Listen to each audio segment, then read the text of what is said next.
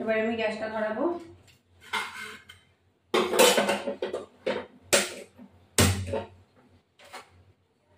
তেল দেবো গ্যাস এবার ধরিয়ে।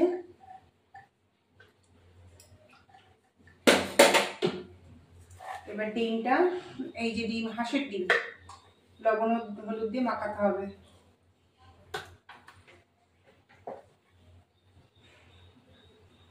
তেল গরম হওয়া পর্যন্ত আমি ফিরে আসছি। এবার ডিমগুলো দিয়ে দেবো।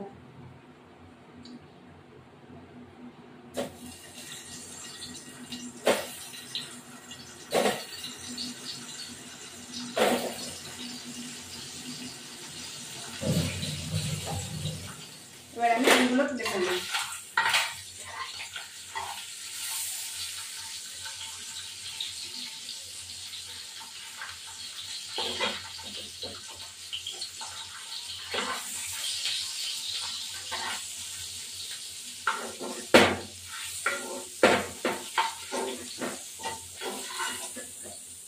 এবার এই আলুগুলো দিয়ে দেবো।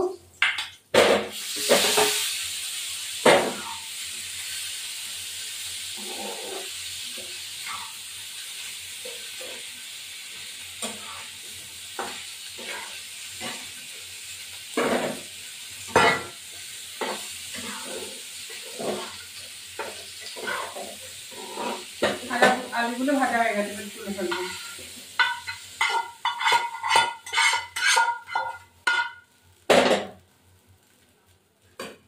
এবার প্যানে তেল দেবো।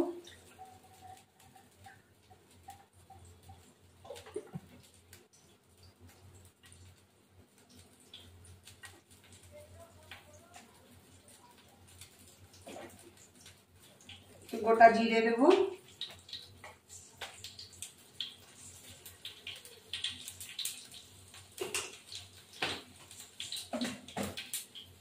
এই পেঁয়াজটা ভাজা ভেজে দেবো।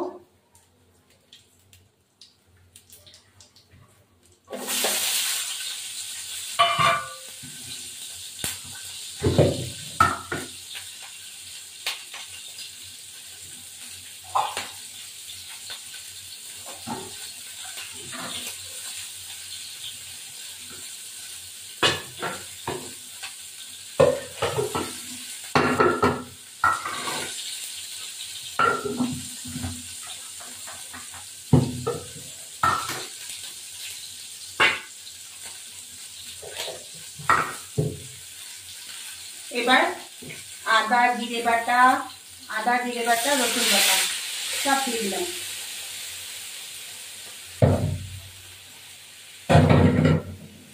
এবার এখানে লবণ দেবো একটু,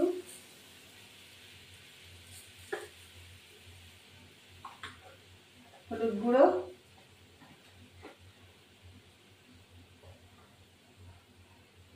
কাশ্মীরি লঙ্কা গুঁড়ো দেবো,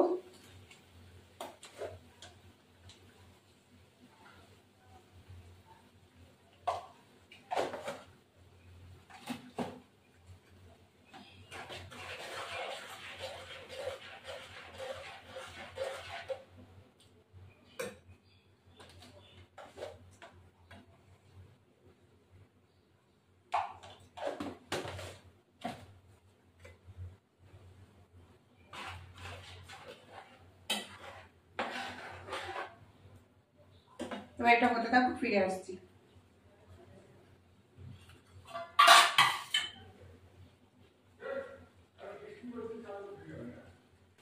এবার একটুখানি গরম মশলা দেবো।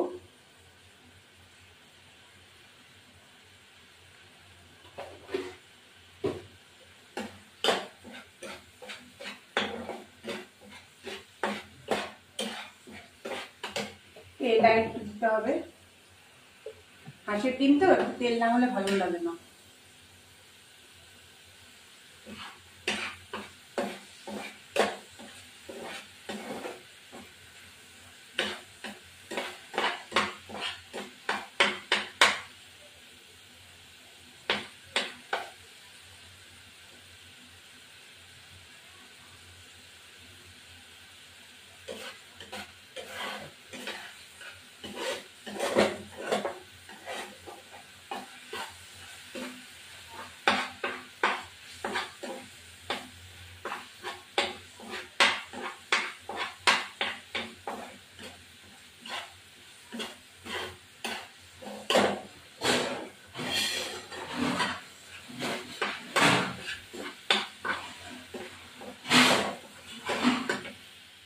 দিলাম, আলু মাখা আলুটা দিয়ে দিলাম। সিদ্ধ করেছি বলে তাড়াতাড়ি হয়ে গেল।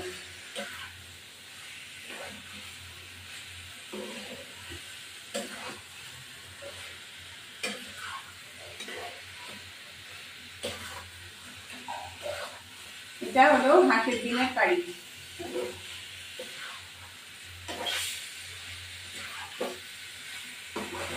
আমার ভিডিওটি ভালো লাগলে লাইক শেয়ার সাবস্ক্রাইব করবেন, বেল আইকনটা প্রেস করবেন, নতুন বন্ধু পুরনো বন্ধু দেখবেন।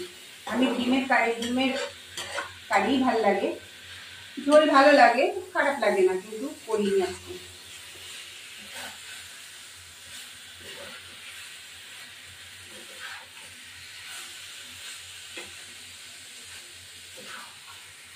এবার আমার রেডি, ডিমের কারিটা রেডি।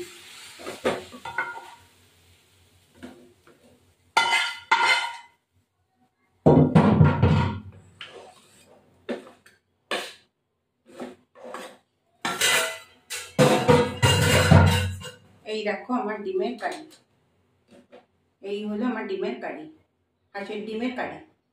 তোমরা এভাবে রান্না করবে, কিন্তু সিম্পল। আলু আর কি বলে, আলু আর ডিমটাকে সিদ্ধ করে নেবে। তারপরে সিদ্ধ করে নেওয়ার পর ওই মশলা, আদা রসুন পেঁয়াজ সব কিছু বেটে নেবে, বেটে নিয়ে ওটাকে কষতে হবে। কষে আলু সিদ্ধটা একটু জিরে ফোড়ন দিয়ে বা এলাচ ফোড়ন দিয়ে তারপরে ওটাকে ভাজা ভাজা করে ওগুলো তেল আর আলুটা আর কি ডিমটা ভেজে নিতে হবে আগে। তারপরে মশলাটা কষিয়ে ওটার মধ্যে দিয়ে দেবে। একটু মিষ্টি দিলে, একটু গরম মশলা লাস্টে দিলে দারুণ লাগে খেতে। তোমরা এরকম খেয়েও ট্রাই করো।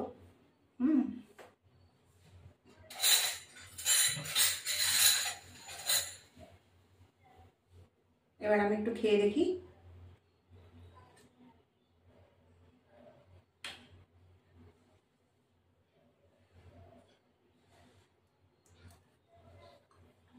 অসাধারণ। হ্যাঁ, আরেকটা কথা, কাশ্মীরি লঙ্কা একটুখানি দিয়েছি। এবার নেক্সট ভিডিওটা এই দেখো, আলু ভাজা, কুমড়ো ভাজা আর ইলিশ মাছের মাথা। এই এখন আমি খেতে বসেছি।